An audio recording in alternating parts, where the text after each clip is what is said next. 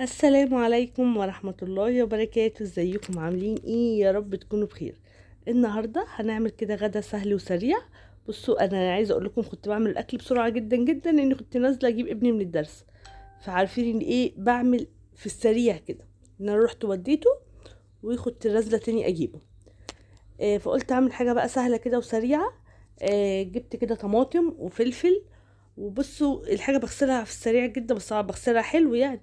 خلاص. وكوسايه وبطاطسايه وجزرايه.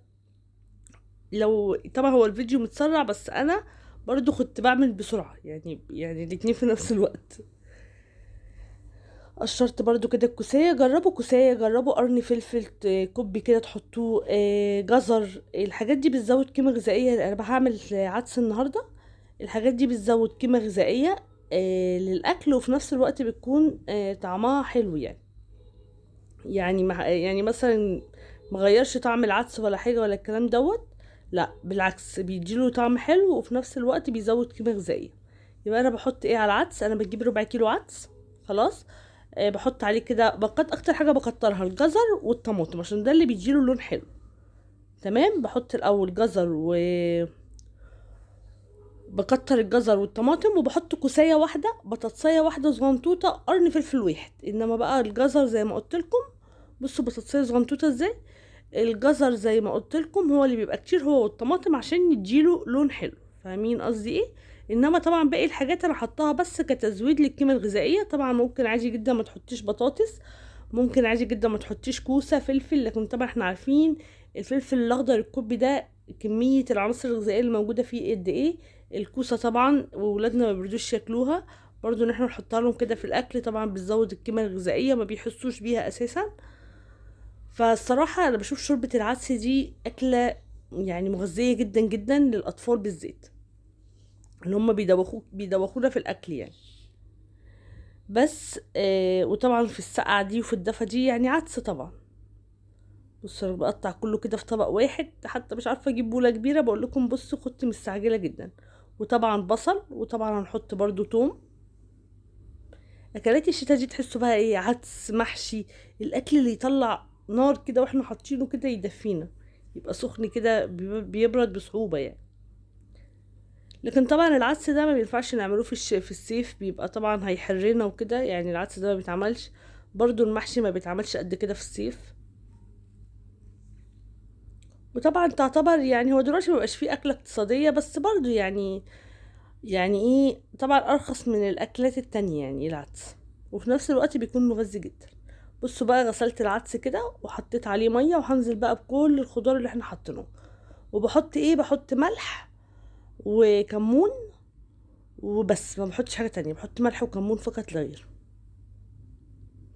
وطبعا بتحطي حته توم ني، عايزه تحطي هريس الشطه حطي. تمام زي ما تحبي بقى. طيب هعمل ايه بقى جنب العدس؟ بما اني انا عماله اشكر لكم في العدس وانفخ لكم فيه واقول لكم العدس ده خرافه، انا ما باكلش العدس. فهعمل لي ايه بقى هعمل لي صينيه كده ايه مسقعه كده صغنطوطه، طبق مسقعه كده صغنطوط. بطريقه حلوه قوي. بص هحط كمان معلقه توم عشان طبعا يديله نكهه حلوه.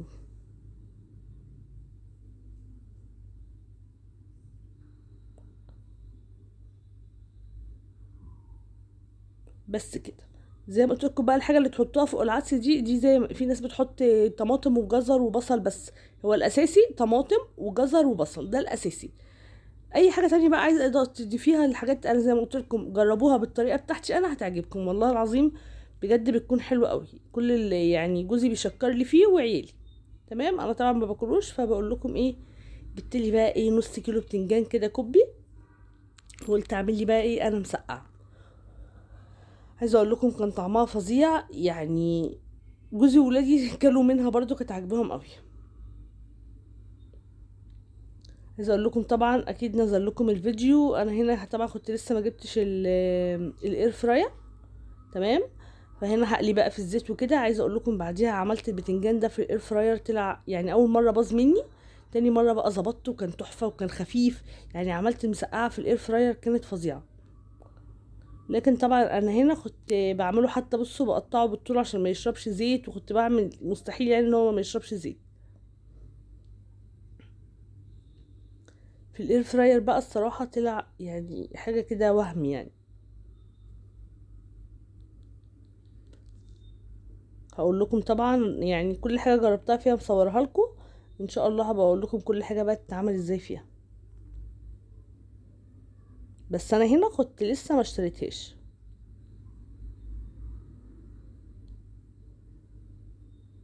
ان انا كنت بصور الفيديوهات والله ما كانش بيبقى عندي وقت ان انا اقعد امنتجها.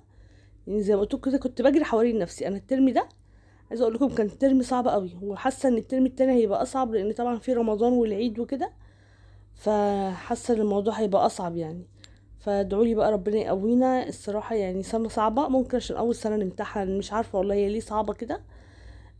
او المنهج مع ان قالوا ان هم خففوه عن السنه اللي فاتت، بس مش عارفه لا يعني بجد حاسه بضغط اعصاب فظيع. اليوم مفهوش، ما بيكفيش كل المواد اللي علينا. اي سي تي والمهارات، مواد دي كده زياده كده علينا بجد، برضو مطلوب مننا ان احنا نذاكرها. وكونكت بلس وعربي وساينس وماس، يعني موضوع اوفر اوفر اوفر يعني.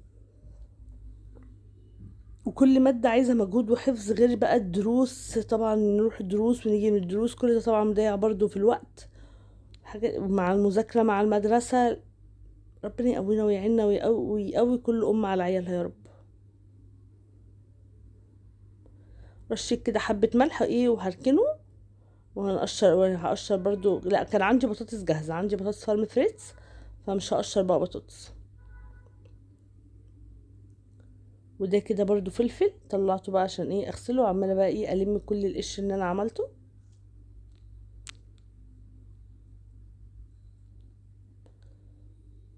وايه هقليهم بقى، مش هجيب بقى معاكم وانا بقلي البطاطس والبتنجان والفلفل. لا انا قلت ايه، بس انا بحب اقطع الفلفل كده حتت. قلت بقى ايه انا اقليهم كده مع حالي، وهوريكم شكل بقى طبعا المسقعه في الاخر. بس هنعمل مع بعض الصلصه، عشان التركية بقى في الصلصه بتتعمل ازاي. بتاعت المسقعه دي مسقعه اسكندراني، بتتعمل بالثوم مش بتتعمل بالبصل.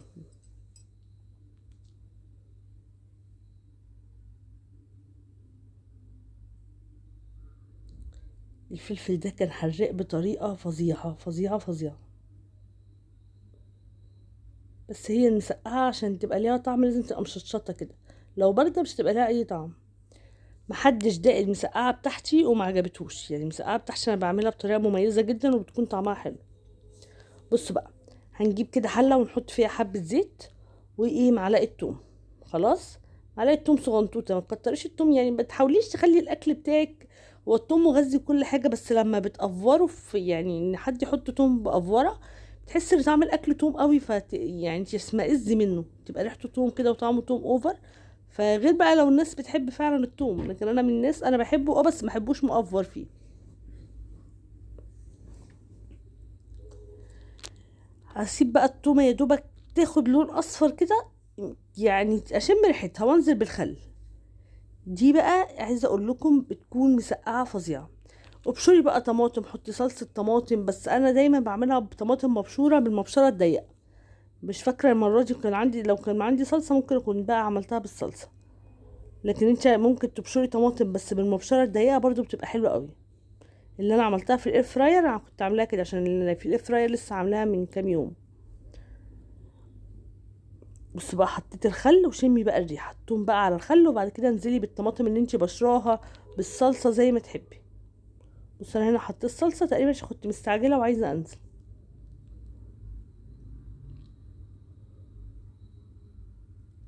وتقريبا بقى هنزل، لما هاجي هقلي الحاجه.